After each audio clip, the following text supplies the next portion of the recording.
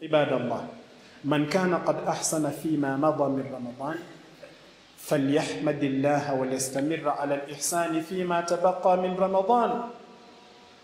Ikiwa mmoja wetu kuna yule ambaye alifanya mazuri katika masiku yaliyotangulia ndani ya mwezi huu wa Ramadhani, basi hala fanya juhudi, usiwe ni mwenye kufa moyo, ongeza bidii zako, kwa sababu muda tulionao mbele yetu ndio kubwa zaidi.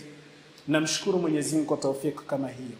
Na ikiwa utajipata katika wale ambao walikuwa na mapungufu, kasoro, basi hala inuka. Kuvunjika kwa mwiko si mwisho upishi.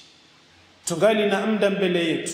Hadha shahrukum almubarak dhahaba mu'dhamuhu wa baqiya a'dhamuhu. Huu mwezi wa baraka ambao tuko nao, idadi kubwa imeondoka, lakini ya fadhila na daraja kubwa iko mbele yetu. Siku 21 inapita, lakini siku 9 zilizo mbele zetu ndio a'dham, ndio kubwa zaidi, kwa sababu ndani yake kunapatikana Lailatul Qadr. Baqiya thuluthu, imebakia thuluthi ya mwisho, wa thuluthu kathir. Na hii thuluth kwa kauli ya Mtume sallallahu alayhi wasallam, idadi ya thuluth ni idadi kubwa zaidi. Unaweza fanya mengi katika idadi ya thuluth.